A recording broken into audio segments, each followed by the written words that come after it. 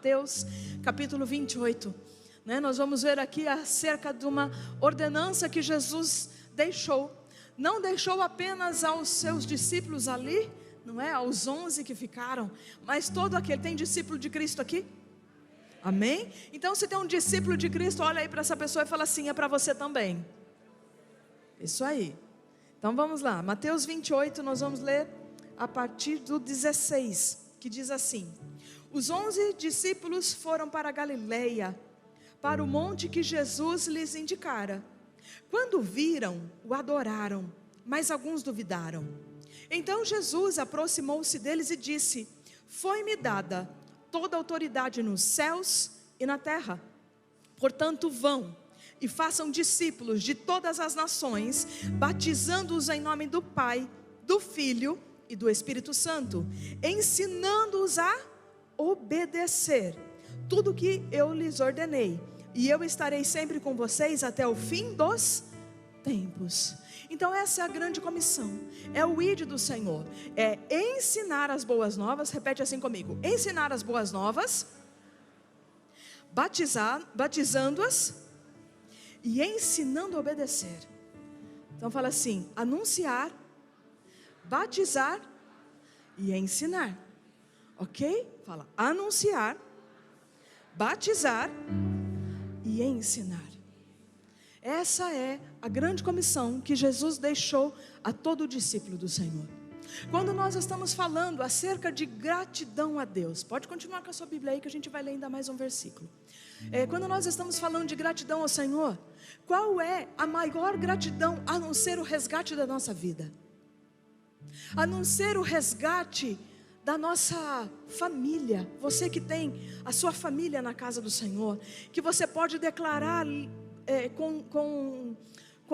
não pela fé, mas com a certeza de que a sua família já foi alcançada, já teve os seus olhos iluminados, a sua família já foi resgatada, não vive mais sobre a influência do pecado, mas vive para a glória de Deus.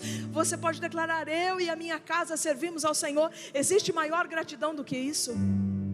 Existe, gente? Bom, para mim não existe maior gratidão, porque nenhum benefício sobre essa terra se compara ao benefício de nós herdarmos a vida eterna com Cristo Jesus. Então essa é a maior gratidão. E o comissionamento do Senhor é o quê? É o ID, é o ensinar. E muitas vezes nós vivemos na nossa agitação, vivemos super atarefados, e é muito fácil a gente estar no lugar, ouvir a reclamação de alguém, fala assim, e fingir de conta que não é uma oportunidade de Deus. Pode falar, fala assim, e fazer de conta que não é uma oportunidade de Deus. Para quê? Fala primeiro, para anunciar. Todos fomos chamados a anunciar as boas novas da salvação. Imagina você, que você mora numa casa. Quem que já é casado aqui? Quem que tem filhos aqui? Amém? Você não é casado, você imagina pela fé, aleluia? Amém? Que você é casado, você tem 5 filhos, e você está à noite tranquilamente dormindo na sua casa. Está tudo tranquilo, fala assim, está tudo tranquilo, está todo mundo em casa. Mas de repente, um dos cônjuges acorda, vamos falar que foi o pai. Ele acorda, e ele sente cheiro de fumaça, e ele percebe que o quê? Que a casa está pegando fogo. E aí então ele acorda a esposa, acorda os filhos, porque a casa está pegando fogo, e não sabia se já há quanto tempo a casa estava pegando fogo. Porém, ao se darem conta, a casa já estava pegando fogo há bastante tempo. Era de noite e as pessoas não perceberam. E então ele consegue, tira a esposa e tira ali outros 3 filhos. E aí no que eles saem da casa, meu Deus, está faltando outros ainda, 2 filhos, mas a casa está em chamas. Fala assim, a casa está em chamas. Os vizinhos já acionaram um bombeiro. Fala assim, mas o bombeiro ainda não chegou. O bombeiro ainda não chegou. O que aquele pai faz? Ele pega, entra para dentro da casa, não consegue enxergar mais nada, porque a fumaça, nem respirar ele não consegue, começa a chamar pelo nome dos seus 2 filhos. E aí de repente ele escuta que um filho está trancado dentro de um guarda-roupa. Ele cata aquele filho, cobre aquele filho e sai com ele da casa. Ele já está queimado. Mas aí a esposa fez assim: mas falta outra. Ela está lá dentro ainda, mas o marido está inteiro queimado. Mas você já salvou, afinal de contas, 90% dos seus filhos. Você voltaria para trás? Você voltaria para trás? Aquele homem voltou para trás. E ele volta, começa a chamar o nome da sua filha. E aí ele enxerga a sua filha embaixo da sua cama. Pega aquela menina e sai com ela. Consegue salvar todos os filhos. É isso que o Senhor espera daqueles que já conhecem o Evangelho. Nós muitas vezes estamos preocupados conosco. Mas vai me queimar. Mas o que vão falar de mim? Vão fazer chacota comigo? Deixa lá. Eu já falei, deixa que se vire. Afinal de contas, eu já gritei: Jesus está voltando, incêndio, incêndio. A pessoa parece que não se importa. Olhei para quem está perto de você e falei assim: o Pai não quer que nenhum dos seus filhos se perca. Nós precisamos ter a sensibilidade do nosso Deus no nosso coração. Estarmos sensíveis à sua voz, aquilo que Ele deseja que eu e você venhamos fazer. Em torno do ano de 2000, foi lançado um filme, Deixados para Trás. Quem assistiu? Tem um mais recente. Eu não assisti o mais recente, eu não posso dizer se ele é parecido com o dos anos 2000. O Deixados para Trás trata sobre o arrebatamento. A partir desse tempo, a igreja tirou o foco dela do ID, de anunciar, de alcançar, e passou a se preocupar com ela. Não, a gente precisa ser santo, mas santo é requisito para qualquer coisa. Se nós temos o título de cristão, fala assim: se eu tenho o título de cristão, ser santo é minha obrigação. Acontece que estamos aqui muitas vezes nos envolvidos conosco mesmo, nos envolvidos com a nossa vida, preocupados em sermos nós os abençoados, enquanto uma geração está sendo perdida. Enquanto alguns filhos do Pai estão ficando trancados no guarda-roupa, estão ficando debaixo da cama, e nós não estamos nos importando. Quando esse filme foi lançado, as pessoas pararam de se preocupar em estudar. Afinal de contas, o arrebatamento está às portas. Por que é que eu vou me preocupar com isso? Eu quero estar bem com Deus. Nós temos que estar bem com Deus em todo o tempo. Acontece que quando nós pegamos os maiores cientistas da história, os músicos, eles temiam a Deus. Sabe o Albert Einstein? Não estou dizendo que ele era crente, tá? Mas ele conhecia a Deus, ele reconhecia a Deus. Galileu Galilei, gente, não é assim que fala, Louis Pasteur, ok? São pessoas, o músico Bach, são pessoas que honravam a Deus nas suas vidas.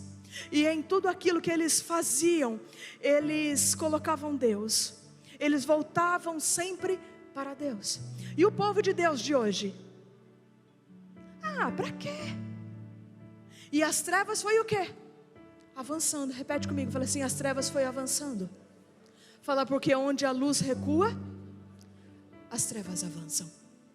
Mas tem um versículo que diz o quê? A criação aguarda a manifestação dos filhos de Deus. Então a igreja foi se preocupando consigo própria e foi deixando de ocupar os lugares estratégicos, os lugares de ensino, os lugares de política, o meio artístico. Você já entrou num museu? Gente, é horripilante. Você só enxerga trevas. Nós estivemos no museu em Curitiba, e essa última vez que a gente foi para Brasília, você fala assim: sangue de Jesus tem poder, me limpa disso. Coisa que é patrocinada, algo que é patrocinado pelo meu e o seu dinheiro, porque é dinheiro público que está ali. As trevas estão sendo expostas porque nós enterramos os nossos talentos e nos esquecemos da grande comissão que nos foi dada. Esse anunciar a toda a criatura muitas vezes é no nosso local de trabalho. É declararmos que Deus é bom em todo o tempo, que Ele vai cuidando. Quando nós escutarmos uma reclamação de uma esposa com relação ao seu marido, é aí que nós devemos o que? Anunciar. Viu? Não é assim que deve ser. Quando nós ouvimos falar a respeito do nosso governo e alguém abrir a boca para amaldiçoar, fala assim, não, nós temos que abençoar as nossas autoridades. Por que as trevas avançaram? Porque a igreja tirou os olhos da posição que ela deveria estar. Agora deixa eu te contar uma coisa, abre aí, volta algumas folhas, Mateus 24, e a hora que você chegar no 24 eu te falo qual é o versículo, para que você não leia antes. Pois não, aguenta aí. Quando é que Jesus vai voltar? 24, 14. E este evangelho do reino será pregado em todo o mundo como testemunho a todas as nações. E então, Jesus volta antes? Não. Entenda que um filme causou um impacto na igreja, e ao invés de nós anunciarmos o ano aceitável do Senhor, nós estamos preocupados com a nossa vida. Estamos preocupados com os nossos deleites em sermos abençoados, quando não foi isso que Jesus nos chamou para fazer. Um ministro do evangelho tem um chamado para pregar aos muçulmanos, e ele teve, eu não vou lembrar o nome do país, e ele foi lá para evangelizar. E aí então, a cada noite as multidões aumentavam, e uma mulher com uma burca aceitou a Cristo, e ela foi levada para falar com ele. Ela queria falar com ele, e ela perguntou para ele assim, ele é americano: há quanto tempo você conhece esse Jesus que você está pregando? Ele falou assim, olha, desde que eu nasci. Ele é filho de pastor, e a minha nação conhece o evangelho assim, há mais de 1000 anos a gente escuta falar de Jesus. Ele fez assim, por que você demorou tanto? Se vocês conhecem o evangelho, esse Jesus, ela aceitou a Cristo há mais de 1000 anos, por que vocês demoraram tanto tempo para chegar aqui? O meu marido morreu ano passado, o meu filho morreu meses atrás, o que vai ser deles? Por que você não chegou aqui antes? E nós estamos preocupados conosco, naquilo que nós vamos alcançar, naquilo que nós vamos ter, o que é que a gente vai comer daqui a pouco. Fala assim, o Senhor nos deu uma grande comissão.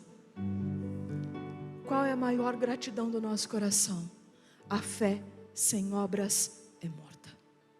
Se eu declarar somente com os meus lábios que eu adoro a Deus, que eu louvo a Deus, que Deus é tudo na minha vida, mas não cumprir a grande comissão, anunciar, batizar e ensinar, então a minha gratidão é uma mentira.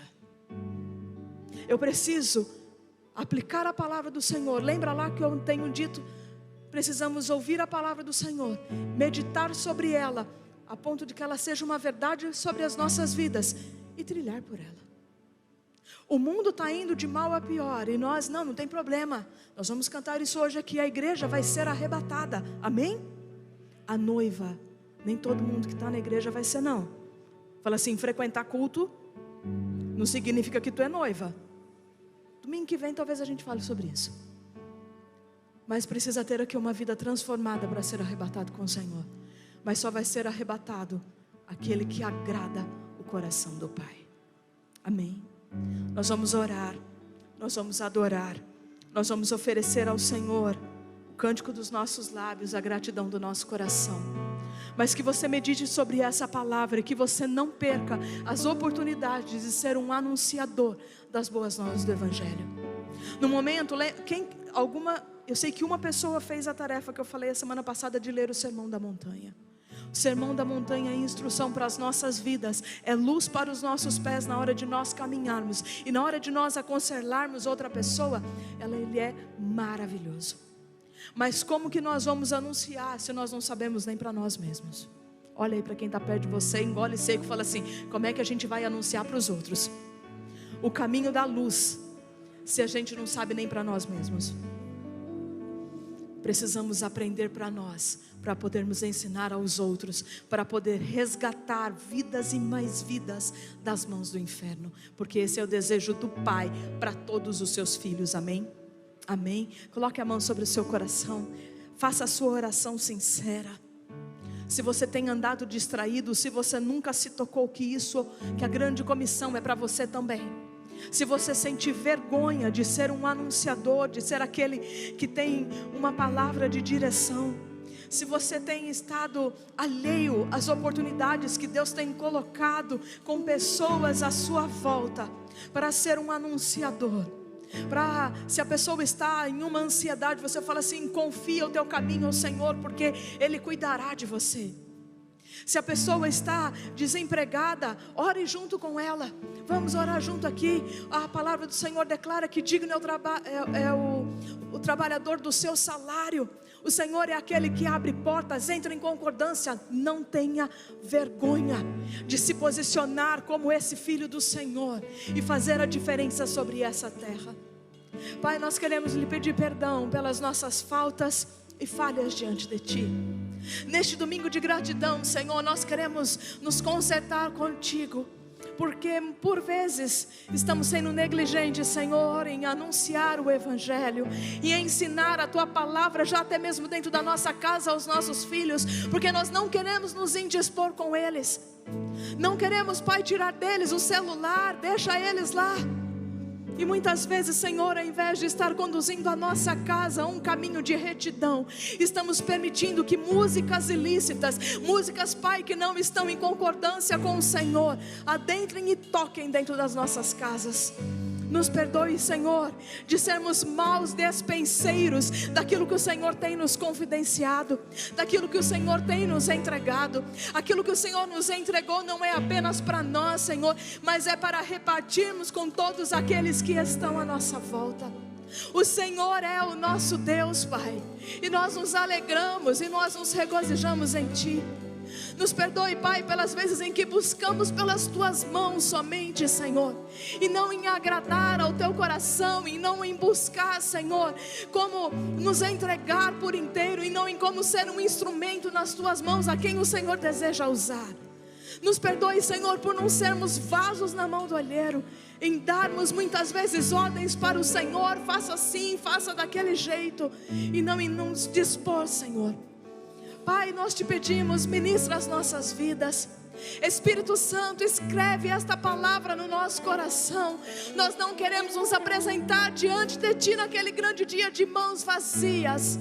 Não queremos apenas invocar o nome do Senhor e não termos, Pai, sermos conhecidos pelo Senhor.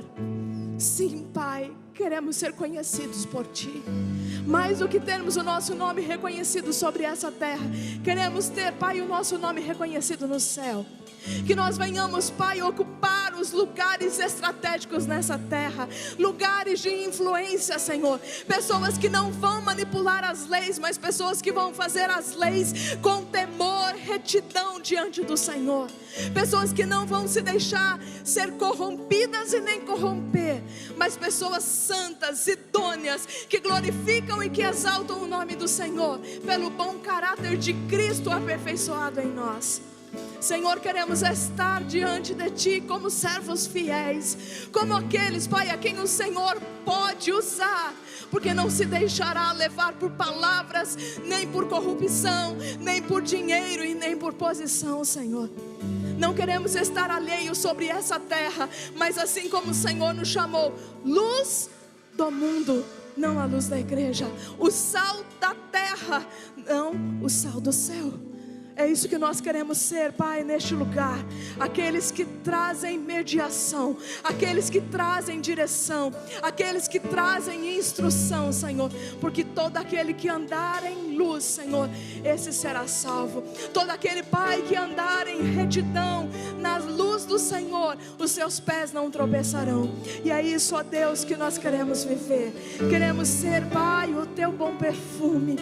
Queremos agradar a Ti, Senhor, em toda a nossa maneira de viver.